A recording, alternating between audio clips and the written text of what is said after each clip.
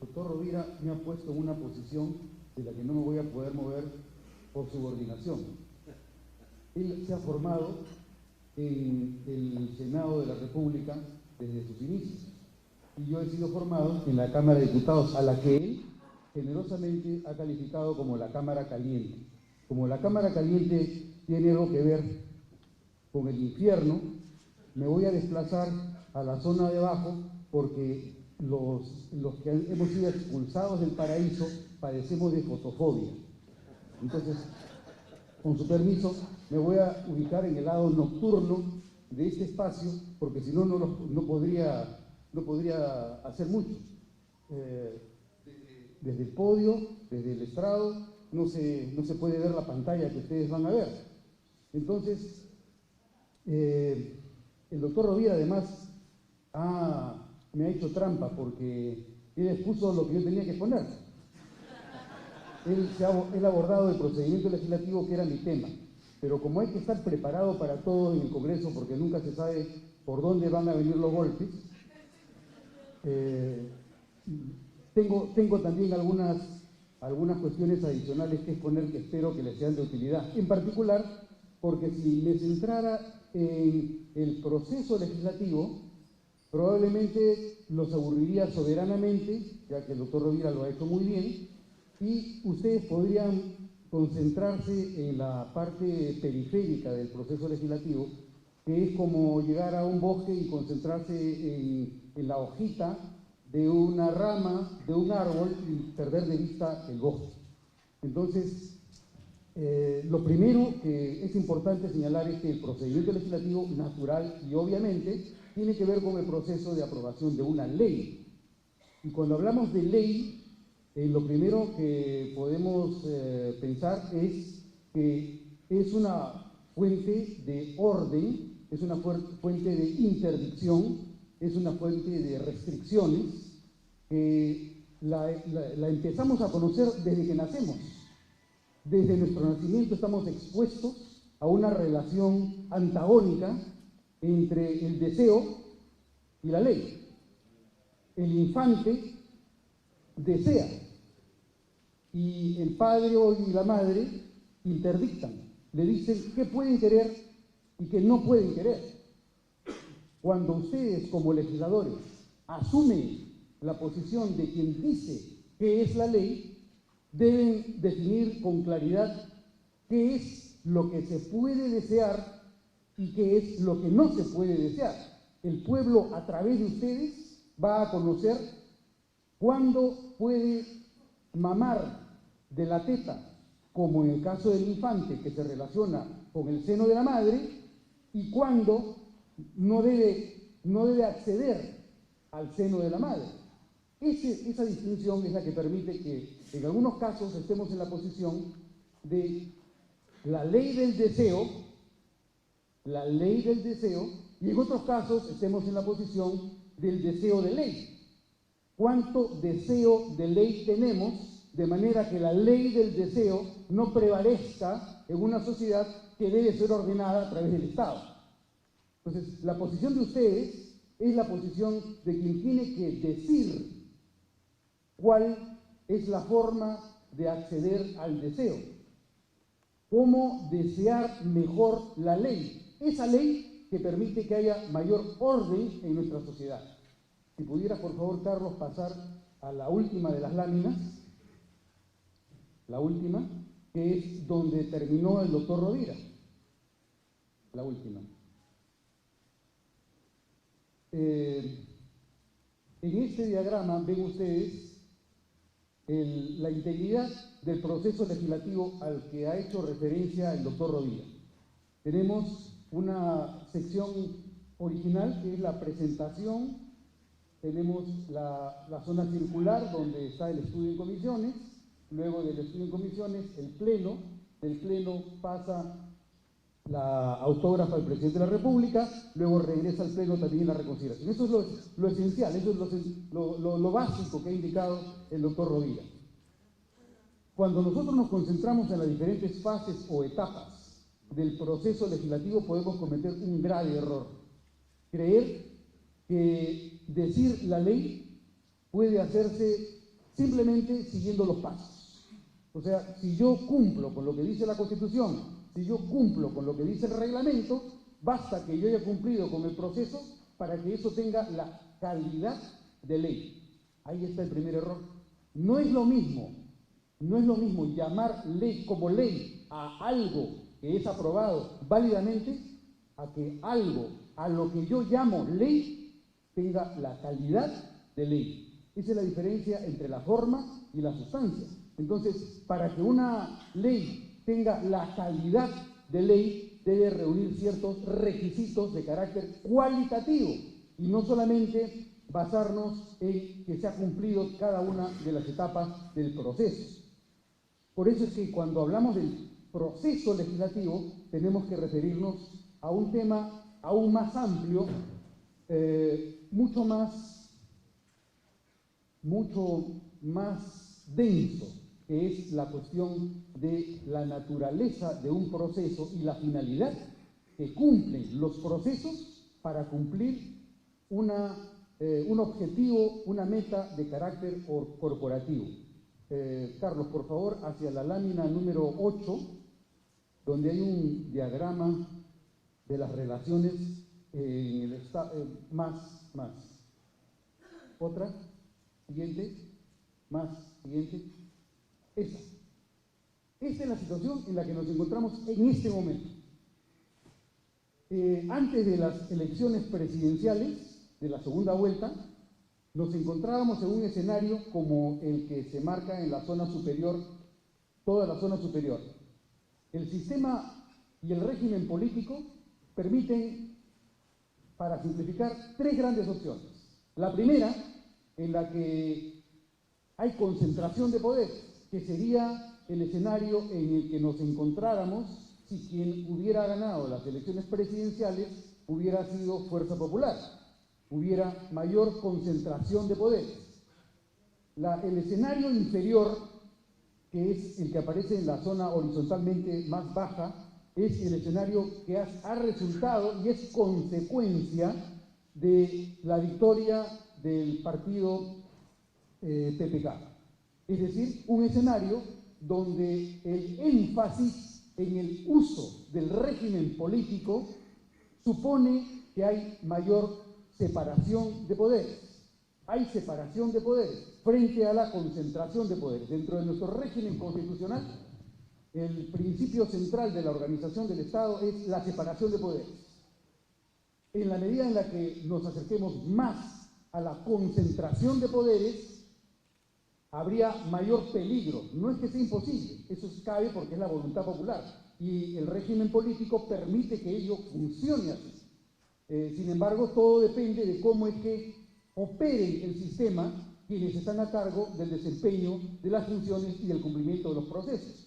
Entonces, el escenario en el que nos encontramos para el uso de los procesos es el escenario más bajo, es decir, el escenario en el que hay mayor separación de poderes. Por lo tanto, también debemos entender que entre gobierno y Congreso hay mayor igualdad. No hay una relación en la que uno pueda subsumirse en el otro, no hay una identificación de uno con el otro, sino al contrario, se marca distancia entre ambas fuerzas políticas. La siguiente, por favor, Carlos. Lo primero y más importante en el desempeño de la función legislativa es definir cómo vamos a hacer uso de las capacidades, de las competencias y de los poderes que el pueblo le otorga a los representantes. Ustedes van a empezar sus funciones en julio y tienen que ver cómo van a resolver todos sus conflictos y a qué le van a dar prioridades durante el curso de 5 años. Como ven ustedes en la parte superior de la flecha, no se puede darle un clic más, por favor. Ahí está. De aquí a 5 años estamos ante escenarios de incertidumbre. El principal reto es cómo nos vemos nosotros de aquí a 5 años. Y en ese proceso deben colaborar el Congreso con el Poder Ejecutivo. Esa es una tarea común del poder en general, en cualquiera de sus dos facetas, del poder representativo o el poder director y conductor que tiene el presidente de la República y su gabinete. Frente a la incertidumbre, yo puedo diseñar planes y programas que me permitan aminorar los riesgos frente a los cuales me voy a encontrar, para que, como consecuencia del mandato que debo cumplir, el valor que yo le entregue a la ciudadanía que me ha elegido sea superior, en la medida en la que yo pueda ver con mayor claridad esa visión, que tiene por supuesto que ver con los programas de gobierno que tiene cada uno de los partidos a los que ustedes pertenecen, en la medida en la que yo pueda seleccionar, priorizar, programar y calendarizar mis trabajos como institución, como Congreso, en esa misma medida los riesgos de que el Perú no reciba el valor agregado que espera que ustedes le entreguen disminuyen. La visión que ustedes tengan hoy, como resultado de la visión que ustedes tengan hoy. Esa es la tarea. Siguiente, por favor. Uno de los principales problemas que tiene el Congreso es la falta de confianza y la falta de credibilidad. Entonces, si ese es uno de los principales problemas, no digo que sea un problema de imagen, porque generalmente cuando decimos que el problema del Congreso es un problema de imagen, utilizando los conceptos que trabajaba Platón y Aristóteles, nos estamos enfocando en un problema de apariencias y no un problema del ser. Si yo me concentro y digo es un problema de imagen, entonces pienso que yo puedo solucionar el problema de la apariencia solo con las herramientas de la apariencia. Y en realidad, lo que tú aparentas es un reflejo de lo que tú tienes dentro. Entonces, lo que hay que corregir no es la apariencia, no es la imagen que resulta de lo que somos. Lo que hay que cambiar es el ser. Lo que hay que cambiar es la vida, es lo que se hace, lo que se es antes que lo que queremos que se diga de lo que somos. Si nos enfocamos en lo que queremos que se diga de lo que somos, es un caso en el que estamos poniendo el buey detrás de la carreta, porque estamos anteponiendo un problema de imagen cuando el problema central es que no somos lo que debiéramos ser para que la imagen sea diferente. Entonces, ese es un principal problema. ¿Cómo conseguir mayor credibilidad? Por eso se señala como un objetivo. Y hoy nos encontramos en una situación en la que tenemos frente a la credibilidad de la que carece el Congreso ante la ciudadanía, tenemos deficiencias en la gestión institucional que se manifiestan y materializan en la manera en la que concebimos cuál es la posición del deseo de ley, cuánta ley deseamos y cuánto nos sometemos a la ley de nuestro propio deseo. El legislador también tiene que pasar por esa decisión. ¿En qué posición me encuentro yo como legislador? ¿Estoy dejando que prime la ley de mi deseo? ¿O más bien prefiero yo contar con mayor deseo de ley, de orden, que me permita organizar mejor mi propio trabajo, mi propia contribución, mi propia capacidad de dar valor agregado, de manera tal que el Perú, gracias a la propia concepción de ley que yo manejo, pueda ganar más respecto de lo que tendrá en los 5 años que vienen? Siguiente, por favor. Siguiente. Pasa todas, por favor. Miren, no, la anterior. A lo que me estoy refiriendo es a un concepto de proceso legislativo que no se puede contentar con la noción de procedimiento. Hay un debate viejo entre si es que el Congreso tiene un proceso legislativo o tenemos un procedimiento o varios procedimientos legislativos. Cuando nos quedamos en la noción de procedimiento legislativo, todo lo que cuenta es que identifiquemos cuáles son las diferentes etapas o fases por las que tiene que pasar una iniciativa. Pero cuando hablamos de la noción de proceso legislativo, estamos entendiendo que la dimensión legislativa de la función que deben cumplir los congresistas es parte de una manera de conseguir su propio trabajo. Es decir, que cada acto que se realiza en el Congreso como corporación obedece a una finalidad. cuando concebimos el trabajo del Congreso en relación con una finalidad, entendemos que nada de lo que hagamos está desentendido de esa finalidad. Todo lo que debemos hacer podemos definirlo. ¿Es bueno o es malo? En función de que con lo que yo haga, alcanzo o me aparto de esa finalidad que debe tener mi intervención mientras que dura mi mandato en el periodo parlamentario. Lo que define si los actos parlamentarios son buenos o son malos es que me aleje o que me acerque a la finalidad que debo cumplir. La finalidad es la que define todo proceso parlamentario. Si yo no tengo claridad de cuál es esa finalidad, si no tengo una visión de hacia dónde debo ir, voy a empezar a avanzar como si fuera tuerto o ciego, con un bastón dando de golpes por todas partes, tanteando a ver si encuentro el camino de una manera improvisada.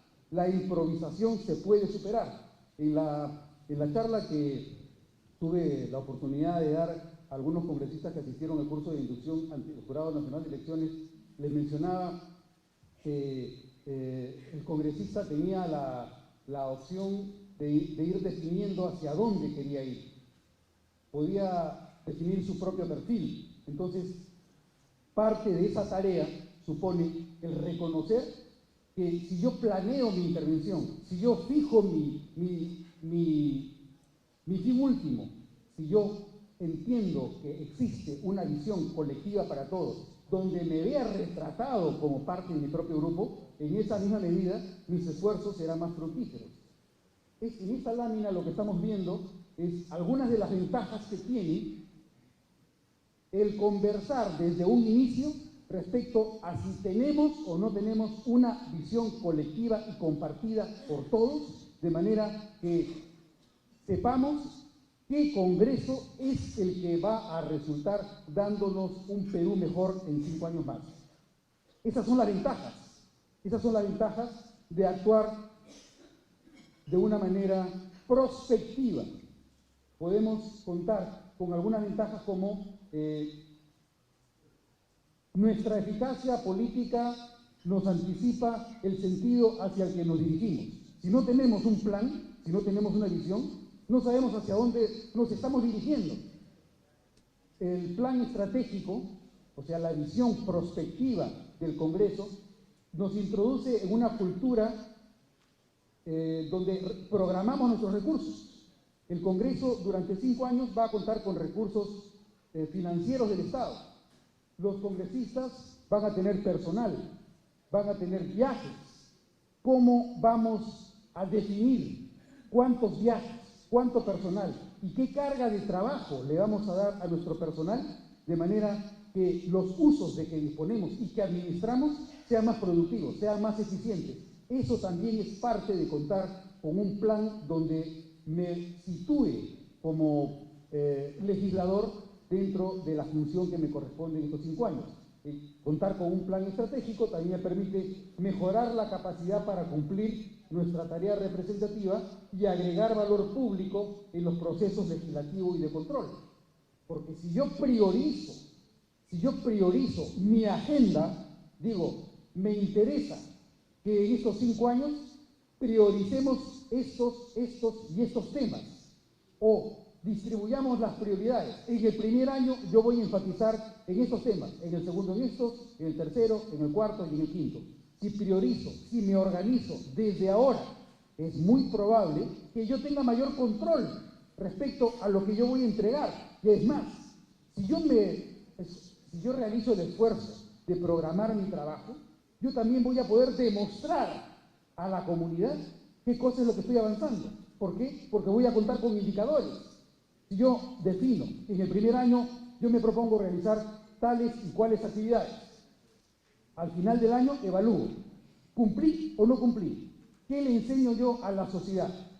¿En qué porcentaje me quedé de lo que yo me propuse lograr durante el primer año, segundo, tercero, cuarto y quinto?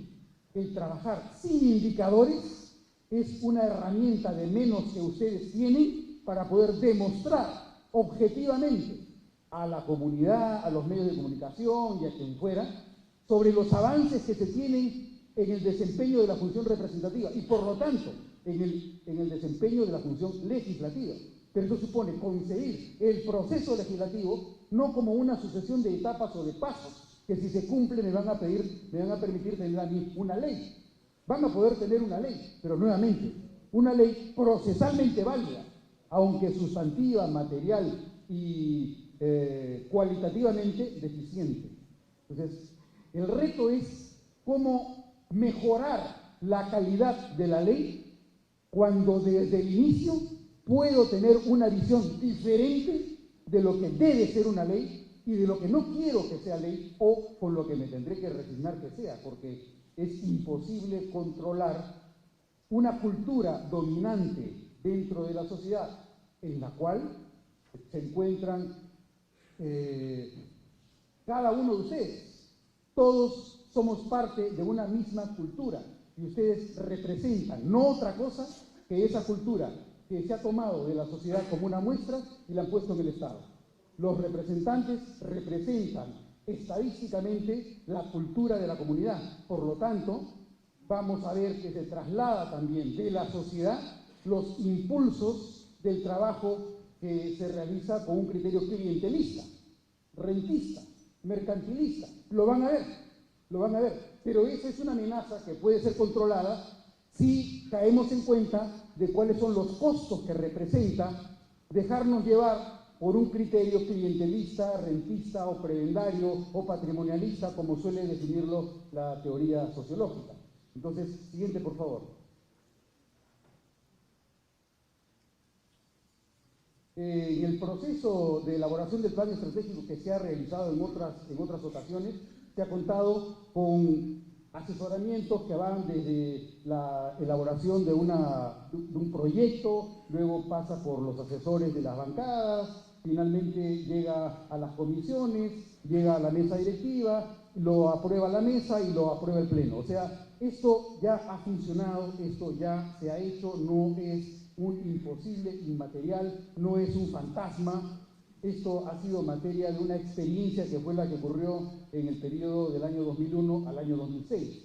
Se descontinuó desde el año 2006 hasta el año 2016, pero puede resultar eficaz. Entonces, el objetivo que tengo con esta presentación es hacerles ver que algunas experiencias han resultado ser buenas prácticas para optimizar el trabajo del legislador. Siguiente, por favor.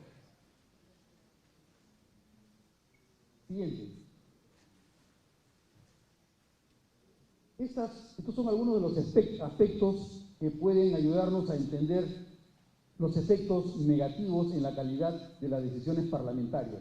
Es una suma de efectos negativos.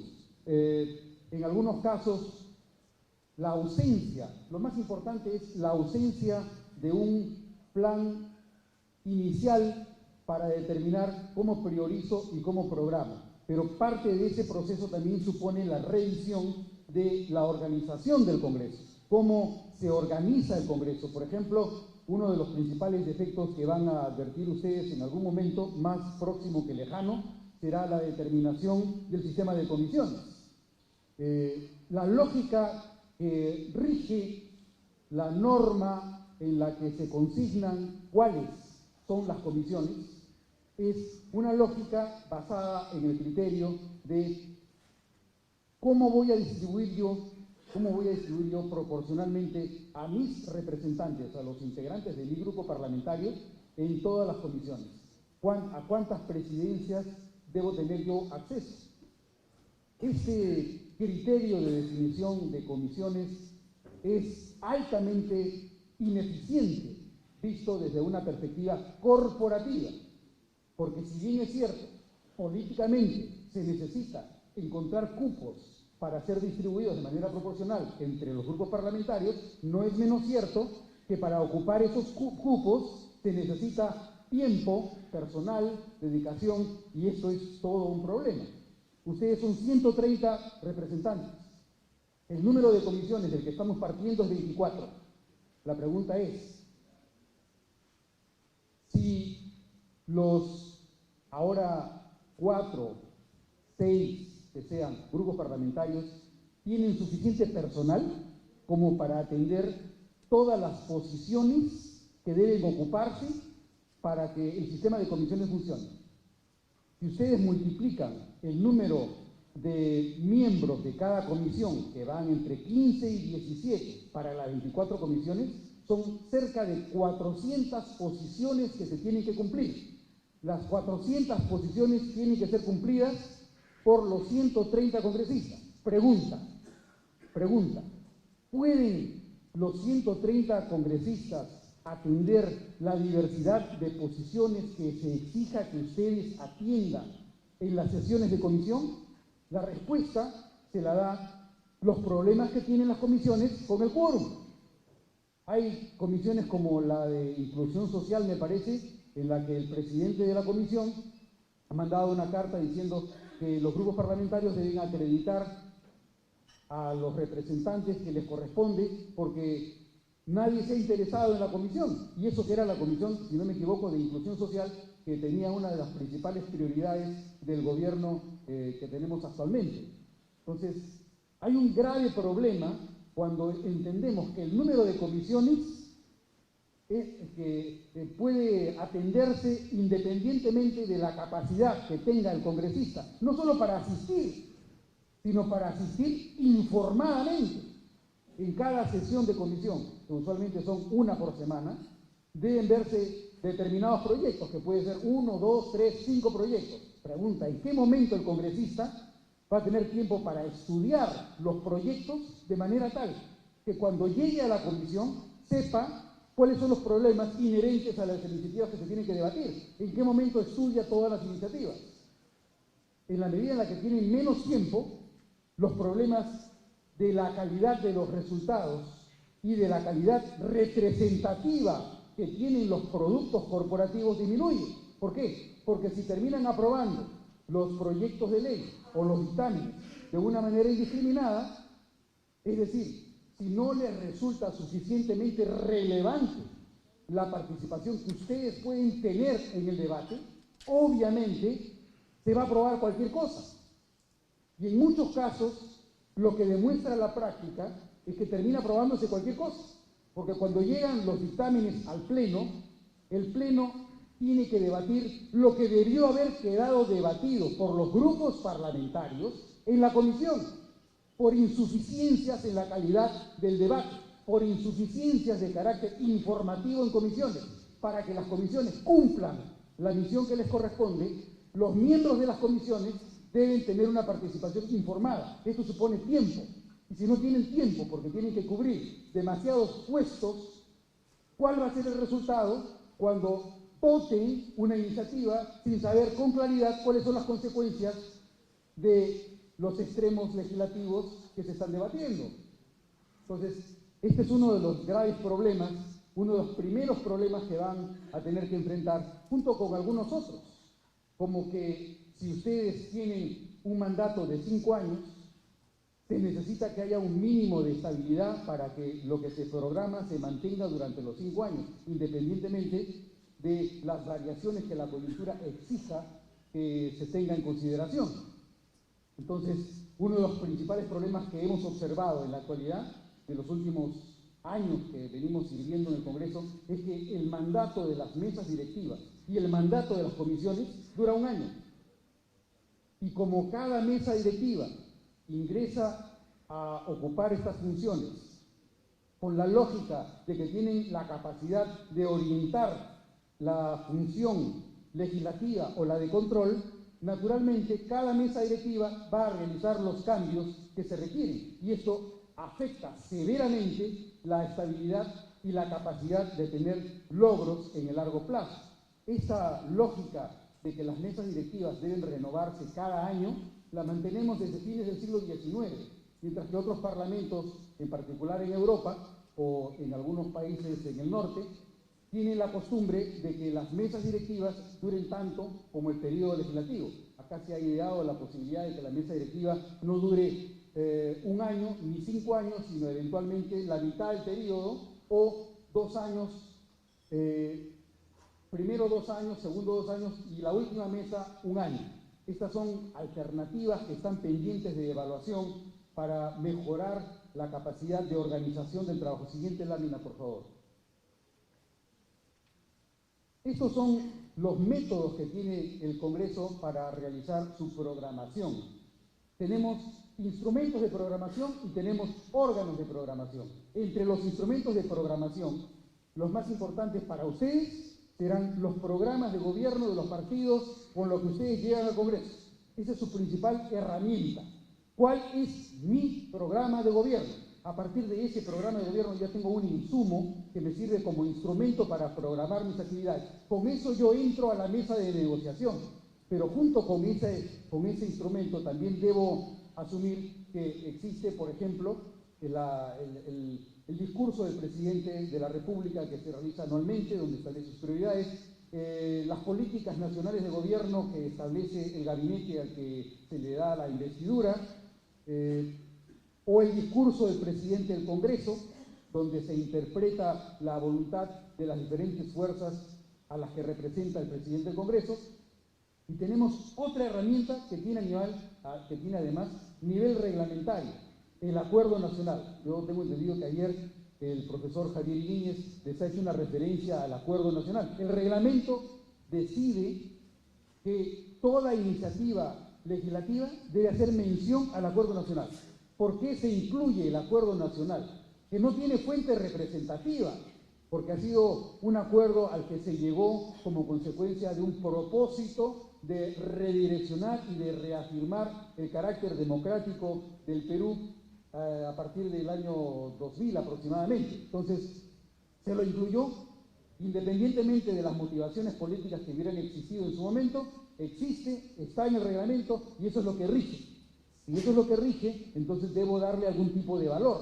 ¿Por qué el Acuerdo Nacional me sirve o no me sirve para orientar políticas? En el peor de los casos, si no creemos o si discrepamos del sentido, de la razón de ser del Acuerdo Nacional, existen objetivos de política nacional que me pueden orientar respecto a las prioridades que yo le voy a dar a mi programa legislativo, a mi agenda legislativa. En el círculo inferior vemos que tenemos la agenda del orden del día, pero esa agenda del orden del día resulta o debe resultar de otro instrumento de programación que aparece en el círculo superior, que es la agenda legislativa anual. También la agenda legislativa anual es un instrumento que aparece reconocido en el reglamento del Congreso. Se supone que la agenda legislativa anual es un instrumento de organización del trabajo legislativo a partir de la concurrencia de esfuerzos que realiza el gobierno y los grupos parlamentarios. Siguiente lámina, por favor, a ver si es que está en esa. Ahí. Este es el proceso regular para la elaboración de la agenda legislativa anual. Ven ustedes en el lado izquierdo, en la parte superior, que tenemos las diferentes fuentes de las cuales se puede partir para contar con la agenda legislativa anual. El Acuerdo Nacional, la agenda legislativa del año inmediato anterior, los discursos del presidente de la República, las iniciativas pendientes en el orden del día del Pleno y en comisiones. Esos son los principales documentos a los que se puede recurrir. Hay muchísimos más, no son los únicos, pero ayudan para ir definiendo de dónde obtengo yo información para establecer cuál será mi agenda legislativa anual. Esas propuestas de los grupos parlamentarios pasan a la Junta de Portavoces. Este es un primer borrador de agenda legislativa. Con esto yo ya tengo algo con qué empezar la discusión sobre cuáles serán las prioridades de la agenda legislativa con el gobierno, que es otro de los actores que señala el reglamento que participa en el proceso. Porque el proceso legislativo, como los procesos de definición de políticas públicas, son un esfuerzo colectivo de los poderes del Estado. No es solo el Congreso ni es solo el gobierno, es colaboración entre ambos de poderes, a pesar de contar con un esquema de correlación de fuerzas que ha preferido enfatizar en la separación antes que en la concentración. Entonces, es un actor reconocido por el reglamento del Congreso e indispensable para el éxito de las políticas legislativas. Es un actor indispensable la participación del gabinete o del representante del gabinete en la definición de la agenda legislativa. Cuando se pone de acuerdo los grupos parlamentarios con el representante o los representantes de gabinete contamos con una herramienta que luego debe ser discutida en el Pleno y aprobada por el Pleno. Uno de los déficits que se encontró con el proceso de afirmación de las agendas legislativas, que también es una experiencia que se utilizó positivamente y por lo tanto puede ser clasificada como una buena práctica, se utilizó positivamente en el periodo 2001-2006. El lado deficitario de esta práctica fue que, no obstante, conceptual, intelectual y racionalmente entender que la agenda legislativa era mejor que no tener ninguna, cuando la agenda legislativa se sometía a consideración del Pleno, los representantes votaban a favor de la agenda legislativa sin saber cuál era su contenido, porque no estaban suficientemente convencidos de su valor o porque no se veían retratados o porque no creían que era mejor trabajar con una programación con prioridades a trabajar sobre la base de necesidades eminentemente coyunturales. Entonces, nuevamente, ahí se ve otra vez la relación que existe entre la ley del deseo y el deseo de ley. Si yo enfatizo en la ley del deseo, obviamente me va a incomodar contar con una agenda legislativa, porque la agenda legislativa me va a restringir. No voy a verme retratado con todo mi color dentro de la película.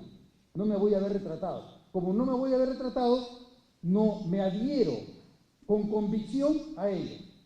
Y una de las principales herramientas en el diseño del trabajo organizacional del Congreso es precisamente que quienes intervienen en los procesos parlamentarios conozcan el valor que tiene una herramienta de programación tan importante como, primero, un plan estratégico, que nadie manda que exista. No existe ninguna norma que diga que el Congreso debe tener su plan estratégico, de manera que si se realizara es únicamente porque existe la convicción de que es mejor que no tenerlo. O sea, esto es una cuestión totalmente voluntaria. El Congreso no está obligado por ninguna norma a tener un plan estratégico institucional. Los que sí estamos obligados somos los que estamos en el servicio parlamentario, pero paradójicamente nosotros no podemos tener ningún plan estratégico como servicio parlamentario que sea independiente del que ustedes tienen, porque ustedes son los que toman las decisiones, ustedes son los que tienen a su cargo la administración del Congreso. Nosotros no tenemos independencia, a pesar de que el Estatuto del Servicio Parlamentario así lo señala. Nuestra independencia es una independencia restringida respecto de los grandes objetivos que debemos asumir como parte de las decisiones que ustedes toman respecto hacia dónde queremos ir. Entonces, el servicio parlamentario está obligado ante el Ministerio de Economía y Finanzas a contar con un plan estratégico del cual se derivan nuestros planes operativos institucionales. Pero estos planes operativos institucionales los tenemos que realizar de una manera formal debido a que el propio Congreso no cuenta con el plan estratégico del Congreso. Los congresistas no creen lo suficiente en la necesidad de contar con un plan estratégico. Si ustedes lo tuvieran, naturalmente nuestro trabajo sería muchísimo más productivo y podríamos ver con mayor claridad cómo nuestro trabajo colabora más eficientemente a conseguir lo que ustedes quieren que se haga en el curso de los 5 años. Entonces, esa es una deficiencia que también arrastra las ineficiencias del servicio parlamentario. Siguiente, por favor. Siguiente. En este cuadro lo que podemos observar es que, si bien existe un proceso legislativo en general, también hay variantes y procesos legislativos especiales que los podemos identificar en función de ciertos criterios. Por ejemplo, tenemos algunos proyectos que se deben canalizar como ley orgánica. El proceso para la aprobación de una ley orgánica es ligeramente diferente de un proceso ordinario. ¿Por qué? Fundamentalmente por la cantidad de votos exigidos. De la misma manera que un proyecto para la reforma constitucional. Existe un proceso definido por la Constitución que es dual. O se aprueba en 2 legislaturas con un número de 3/5 de los votos de los congresistas, o se aprueba en una sola legislatura con la mayoría absoluta y es remitido para referéndum popular. Entonces, estas 2 alternativas son parte de un proceso legislativo especial diferente al proceso legislativo ordinario. tenemos otra modalidad. Tenemos otra modalidad de proceso legislativo que depende de la autonomía. Ustedes, como congresistas, no tienen, por ejemplo, iniciativa de gasto. El único órgano que tiene iniciativa de gasto es el Poder Ejecutivo. La iniciativa de gasto sí la pueden cumplir cuando los proyectos se encuentran en la Comisión de Presupuesto, el proyecto de presupuesto de la República. Los congresistas tienen alguna libertad para intervenir y para alterar, con el riesgo de que como consecuencia de las intervenciones resulte un proyecto de presupuesto de la República con el que discrepe el presidente de la República y por lo tanto pueda observarlo. Siguiente, por favor. Y volvemos a la lámina original.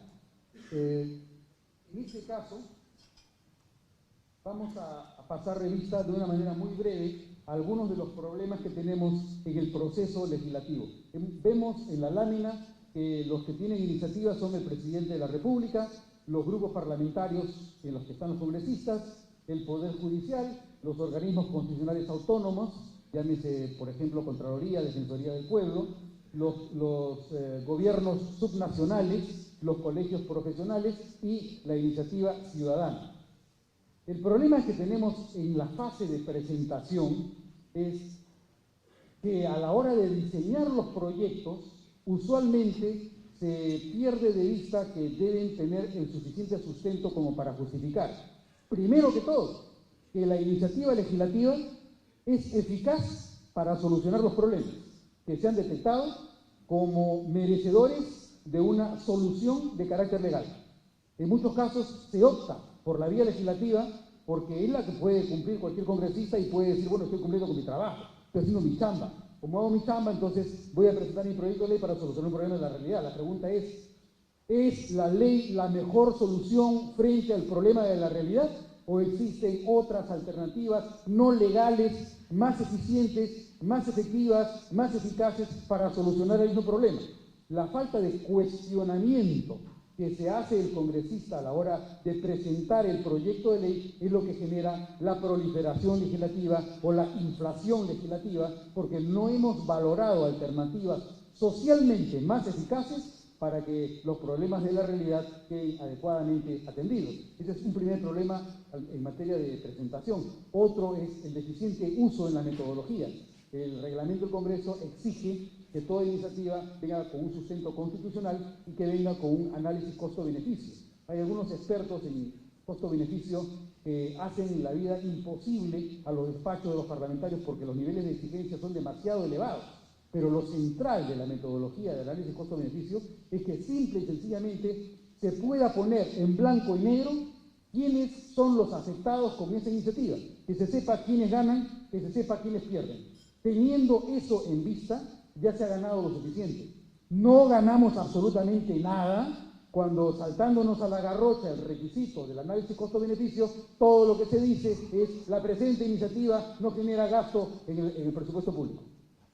Esa es una manera risible de atender, no solo risible, vergonzosa, porque el análisis costo-beneficio no supone un análisis del efecto presupuestal, sino que supone a qué parte de la sociedad está afectando y quiénes son los ganadores y quiénes son los perdedores, de manera que si hay perdedores, atendamos también a los requerimientos y a las propuestas que ellos tienen para que socialmente los beneficios de toda la comunidad sean superiores a las pérdidas. Esta es una metodología ineficientemente utilizada en los despachos y peor utilizada en las comisiones. Como el requisito reglamentario no es para que los dictámenes cuenten con análisis costo-beneficio, sino solo los proyectos de ley, obviamente los dictámenes de las comisiones no cuentan con un análisis costo-beneficio. Entonces, cuando llegan las propuestas al Pleno para el debate de los congresistas, no se sabe quiénes son los ganadores, no se sabe cuáles son los perdedores.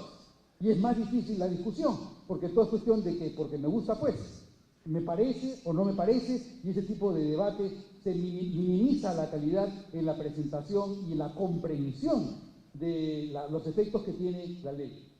Eso es a nivel solo de la presentación de los proyectos, pero tenemos otro inconveniente que tiene que ver con un aspecto que se preveía muy bien dentro del régimen bicameral.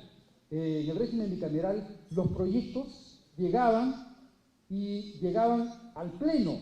En el Pleno se debatían por una primera vez con el objeto de determinar si era constitucional o no la iniciativa y por lo tanto si era admisible o no era admisible. En la actualidad, ese proceso, con el afán de acelerar el rendimiento del Congreso, ese fue el argumento, con ese propósito lo que se hizo fue suprimir el primer debate en el Pleno por la totalidad y por la pluralidad de representantes, sustituyéndolo por un trámite en el cual el que decide a qué comisión va un proyecto y si es admisible o no es admisible es el despacho de la primera vicepresidencia, la primera o la segunda, la que le asigne como competencia a la mesa directiva. Entonces, un congresista que tiene el cargo de vicepresidente es el que decide si un proyecto es admisible o no es admisible y a qué o a cuáles comisiones debe ir ese proyecto.